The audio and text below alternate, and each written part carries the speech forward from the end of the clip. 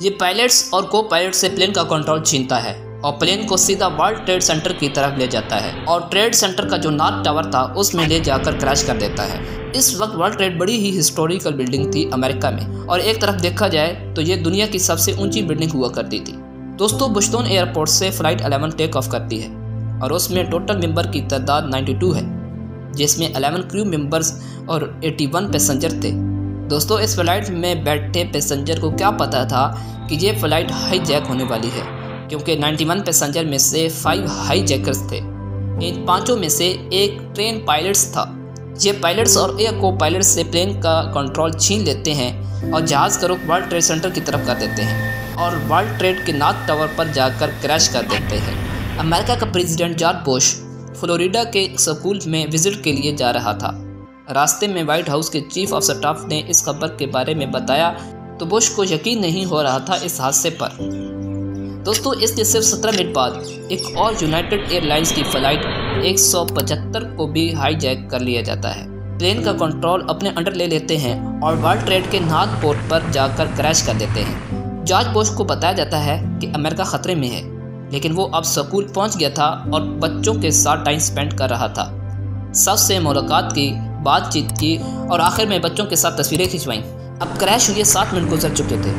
इस टाइम के अंदर ये खबर पूरी दुनिया में फैल जाती है कि 2 प्लेन वर्ल्ड ट्रेड सेंटर पर क्रैश किए जा चुके हैं। दूसरे प्लेन के क्रैश होने के कुछ ही टाइम बाद खबर आती है कि अमेरिकन एयरलाइंस फ्लाइट 77 को भी हाईजैक कर लिया गया है।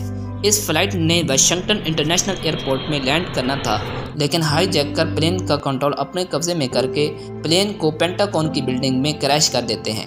9 AM में जो प्लेन क्रैश हुआ था साउथ टावर पर, वो अचानक से आग में भड़क जाता है और कुछ टाइम बाद साउथ टावर पूरा का पूरा नीचे गिर जाता है। एक और यूनाइटेड फ्लाइट 93 को भी हाईजैक कर अपने कंट्रोल में ले लेते हैं, लेकिन इस प्लेन में बैठे मेंबर्स इस दफ़ा हाईजैकर से मुकाबला करते हैं। खतरा ये था कि ये प्लेन व्हाइट हाउस में क्रैश कराया जाएगा, लेकिन ये प्लेन एक खाली खेत में क्रैश हो गया, जिससे नुकसान कम हुआ। इसके क्रैश के बाद यूनाइटेड स्टेट की पूरी एयरलाइन को नोटिस भेजा जाता है कि जितने भी प्लेन हवा में मौजूद हैं सबको लैंड कर दिया जाए। सब प्लेन को नियरेस्ट एयरपोर्ट में लैंड करा दिया जाता है। दोस्तों, इस हादसे में टोटल 3000 से ज़्यादा लोग मारे जाते हैं और 6000 से ज़्यादा लोग जख्मी हुए। अमेरिका ने यह कहा कि इस हादसे के पीछे उसामा बिन लादेन और टेररिस्ट ग्रुप अलकायदा का हाथ है, लेकिन इस 9/11 अटैक के कुछ ही दिनों बाद उसामा बिन लादेन स्टेटमेंट देता है कि मैं इस हादसे में ज़रा भी इन्वॉल्व नहीं। लेकिन इस हादसे के 3 साल बाद 2004 में एक रिकॉर्डिंग वायरल होती है जिसमें उसामा बिन लादेन तस्लीम करता है कि ये सारे हमले अलकायदा के थ्रू हुए हैं और उसामा बिन लादेन कई रीज़न बताता है जिसकी वजह से अमेरिका पर हमले किए। पहली ये कि अमेरिका इसराइल की मदद करता है और इसराइल मुसलमानों पर जुल्म करता है। दूसरी ये कि लेबनान में जो मुसलमानों के खिलाफ हो रहा था अमेरिका उसे सपोर्ट करता था। ऐसी कई रीज़न है जिसकी वजह से अमेरिका पर हमले किए गए। इस हादसे के 6 हफ्ते बाद एक पैट्रियट एक्ट पास किया जाता है। पार्लियामेंट के मेंबर ने इस एक्ट को अच्छी तरह से पढ़ा तक नहीं और फ़ौरन पास कर दिया।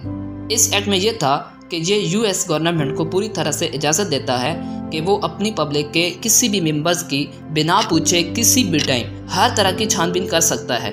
9/11 के हादसे के बाद एयरपोर्ट सिक्योरिटी में भी बहुत बड़ी चेंज देखने को मिलती है। इस हादसे से पहले एयरपोर्ट में ज़्यादा चेकिंग नहीं की जाती थी, बस कई बार ID चेक कर लेते थे और मेटल डिटेक्टर से चेक किया जाता था, जैसा कि शॉपिंग मॉल और हॉस्पिटल वगैरह में लगा होता है। लेकिन 9/11 के हादसे के बाद सब कुछ बदल गया।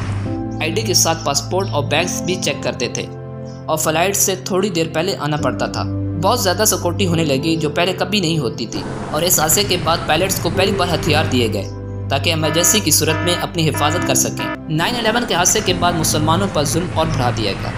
जेनोफोबिया के मुसलमानों को शहीद किया गया और आखिरकार 10 साल के बाद 2011 में फाइनली उसामा बिन लादेन को शहीद कर दिया जाता है। उसामा बिन लादेन के शहीद होने के बाद भी आज तक इनका ग्रुप चल रहा है और अमेरिका 20 साल तक अफगानिस्तान में रहा उनको जड़ से ख़त्म करने के लिए। ट्रिलियंस ऑफ डॉलर्स खर्च किए लेकिन नाकाम रहे और आखिरकार वापसी की राह चल दिए। दोस्तों, अभी आपने बताना है कि ये जो अमेरिका और उसामा बिन लादेन एक दूसरे के साथ कर रहे हैं, ठीक कर रहे हैं या गलत। अमेरिका कहता है कि हम बदला ले रहे हैं उनसे, तभी मुसलमानों पर जुल्म किए जाते हैं।